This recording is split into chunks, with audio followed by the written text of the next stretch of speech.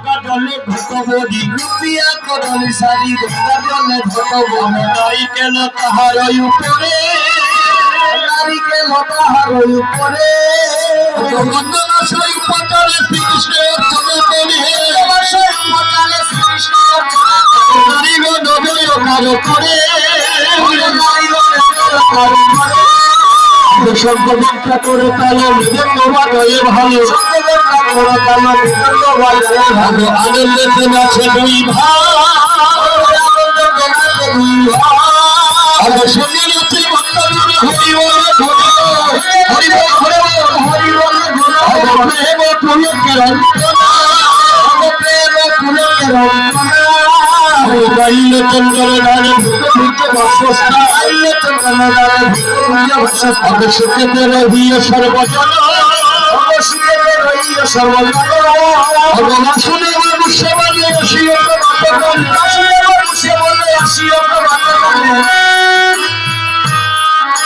আসিও মানুষে বলে আসিও তো বাতকন গালি হলো চন্দন কীর্তন গালি হলো চন্দন কীর্তন অদ্যাবধি জগতে আমরা কিন্তু হরিনাম সংকীর্তন যজ্ঞ করতে গিয়ে আমরা 70 থেকে 80% মহাপ্রভুর আদেশ লঙ্ঘন করে পালন করি না। এতক্ষণ যে বিধানগুলো করেছে প্রত্যেকটি বিধানের যথার্থ কারণ আছে, কিন্তু কারণগুলো আমরা জানিও না, জানার চেষ্টা করি না, আর মন গড়া ভাবে আমরা কীর্তন করি এবং কিছু মহাপ্রভুর শাস্ত্র বিরোধী আচরণ করি এবং নেচে গিয়ে আমরা নরকে যাই। নাচিয়া গাইয়া সুখী হইল কতটা না, নাচিয়া গাইয়া রবে গেল কতটা। একজন ভক্তকে আহ্বান করলে তাকে যথার্থ সম্মান প্রদর্শন করাতে হয়। মহাপ্রভু কি করছেন? মহান্তগণকে বলার পর মহান্তগণ কি করলেন? রুপিয়া কদলির সারি, অর্থাৎ চারা, কদলির চারা। এবার বুঝতে পেরেছেন বড় করে রাগাছ এনে তার করালেই হলো না, কদলী বৃক্ষের চারা রোপণ করতে হয়। রুপিয়া কদলির চারি গঙ্গা জলে ঘটবরি নারিকেলও তাহার উপরে। কেন নারিকেল দিতে হয়? এগুলা সময়ের প্রয়োজন, এখন আর এগুলো বলার মতো সময়ও নেই। ভক্তদের অনেকেরই প্রচন্ড নিদ্রাও পেয়েছে, প্রচন্ড ক্ষুধাও লেগেছে, তাই এই নামগুলা, এই মন্ত্রগুলা অশ্রদ্ধায় কারো কাছে পরিবেশন করতে নেই, শাস্ত্রে নিষেধ আছে। গন্ধবাস উপচারে শ্রীকৃষ্ণ অর্চনা করে নারীগণের জয়কার করে শঙ্খ ঘণ্টা করতাল মৃদঙ্গ বাজয়ে ভালো আনন্দেতে নাচে দুই ভাই, সঙ্গে নাচে ভক্তগণ হরি বলে ঘন ঘন প্রেম পুলকের অন্ত নাই। এই প্রেমের বাজার, চাঁদের বাজার বসানোর পর আগত সাধুগুরু বৈষ্ণবকে কি করেছেন? মাল্য চন্দন দান, ভোগ্য ভোজ্য বাসস্থান। মহাপ্রভু তাদেরকে মালা চন্দন দিয়ে বরণ করেছেন, তাদের সেবার ব্যবস্থা করেছেন, ভোগ্য ভোজ্য সেবার ব্যবস্থা করেছেন এবং বাসস্থান তাদের শুবার ব্যবস্থা করেছেন। তারপরও বিনয়ের সাথে বলছেন সুখেতে রহিও সর্বজন। অহে মহান্তগণ, তোমাদেরকে আমি সাধ্যমতো তোমাদের সেবার শুবার ব্যবস্থা করে দিতে পারি নাই, তোমরা নিজের জেনে, তোমরা নিজগুণে কৃপা করে একটু সুখে থাকার ব্যবস্থা করে নিও। মহাপ্রভুর এমন আদর আপ্যায়ন পেয়ে ভাবাবিষ্ট বৈষ্ণব পদকবি, তিনিও তো 64 মহান্তের একজন অষ্টপ্রধান মহান্ত।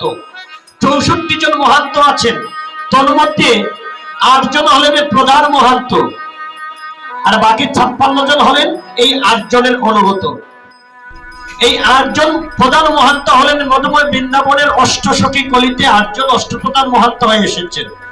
তন্মধ্যে বাসুদেব ঘোষ পদকর্তা যিনি, তারা 3 ভাই, বাসুদেব ঘোষ, মাধব ঘোষ এবং গোবিন্দ ঘোষ। তাদের পিতার নাম হলো বল্লভ ঘোষ। এই আলয়কানা আমাদের এই মৌলভীবাজার জেলার রাজনগর উপজেলার মহলাল গ্রামে। আপনি যখন বাইপাস দিয়ে ফেন্সগঞ্জ হয়ে সিলেট যেতে হলে তার বাড়ির কাছ দিয়ে যেতে হবে, কিন্তু এদের সন্ধান আমরা জানি না, এদের করুণার কথা আমরা স্বীকার করি না। কিন্তু এরা মহাপ্রভুর অন্তরঙ্গ পার্শ্বদ এবং 3 ভাই, 3 জন অষ্টপ্রধান মহান্ত, গোবিন্দ ঘোষ, মাধব ঘোষ এবং বাসুদেব ঘোষ। এবং তিনি যিনি মধুময় বৃন্দাবনের শ্রীমতী রাধারানীর 3 মরমষ্ট সখী ছিলেন। ওই বাসুদেব ঘোষ মহান্তগণকে এত আদর আপ্যায়ন দেখে বাসুদেব পদকর্তা মহান্তগণকে লক্ষ্য করে বলছেন, হে মহান্তগণ, বাসুদেব বসে বলে আসিও প্রভাত কালে, কালী হবে চৈতন্য কীর্তন। মহান্তগণ, তোমরা মহাপ্রভুর এত আদর যত্ন, এত স্নেহ ভালোবাসা পেয়ে এমন নিদ্রা যেও না। আর যে আগামীকাল ব্রাহ্ম মুহূর্ত থেকে যে হরিনাম যজ্ঞ, এখানে কিন্তু খুব ভোরবেলা আসতে হবে, ব্রাহ্ম মুহূর্তে আসতে হবে। তাই তোমরা নিদ্রায় আচ্ছন্ন এমন ভাবে হয় না যাতে এখানে আসতে তোমাদের বিলম্ব হয়। বাসুদেব বসে বলে আসিও প্রভাত কালে, কালী হবে চৈতন্য কীর্তন। অগরাম রম্মা আরুপন পরিণত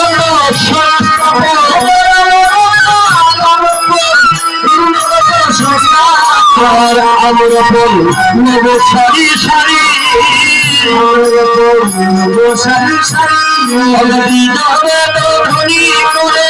নারী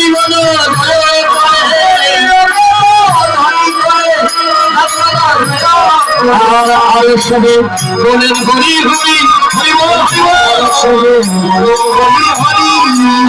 আরো সবে বলেন হরি হরি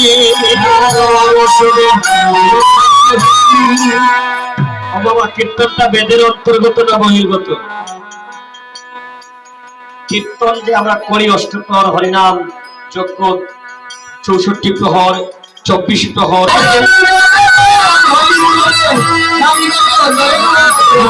আরো সবে বলেন হরি হরি আরো সবে বলেন হরি হরি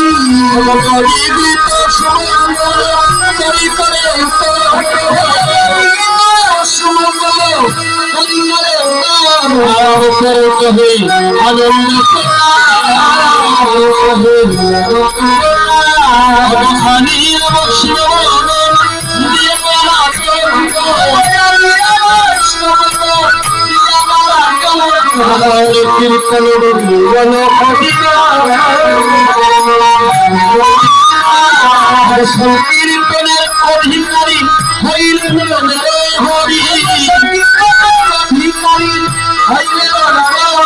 আর বিলসই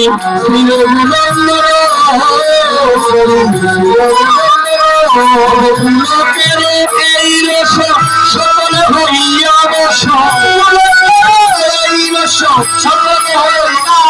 আর আনন্দিলা চৈতন্য কীর্তন কৃষ্ণের নারায়ণ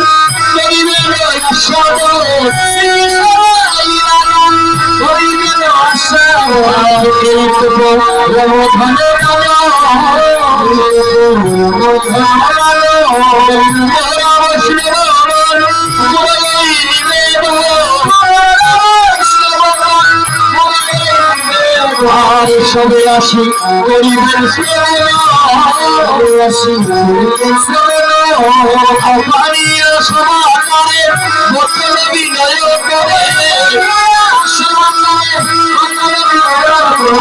আশ্বাদিবা গৌরাঙ্গেরই গুণ কৃষ্ণ চৈতন্য চন্দ্র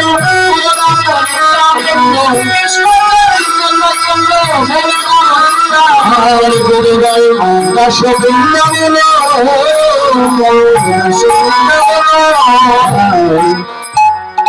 জয় জয় নব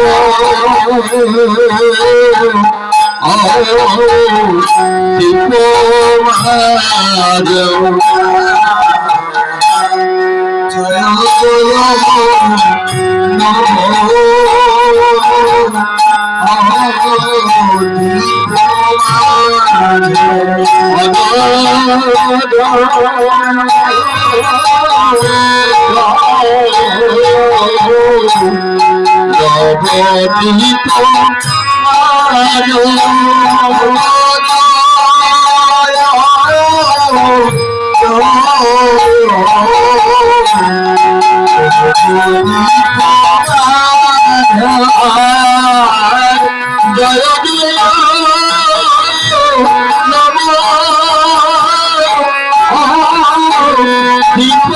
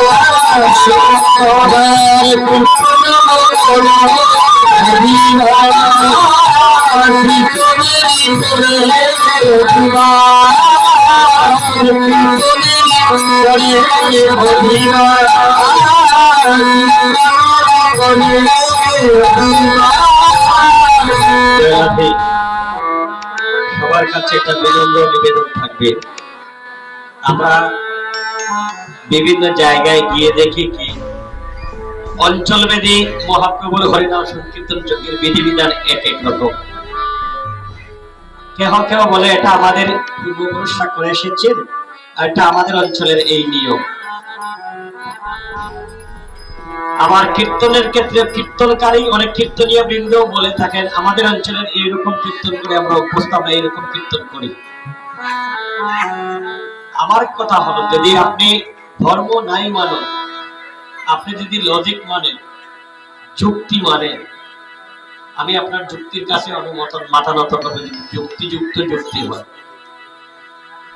ভগবান এক এবং অদ্বিতীয় আমরা সকলেই জানি।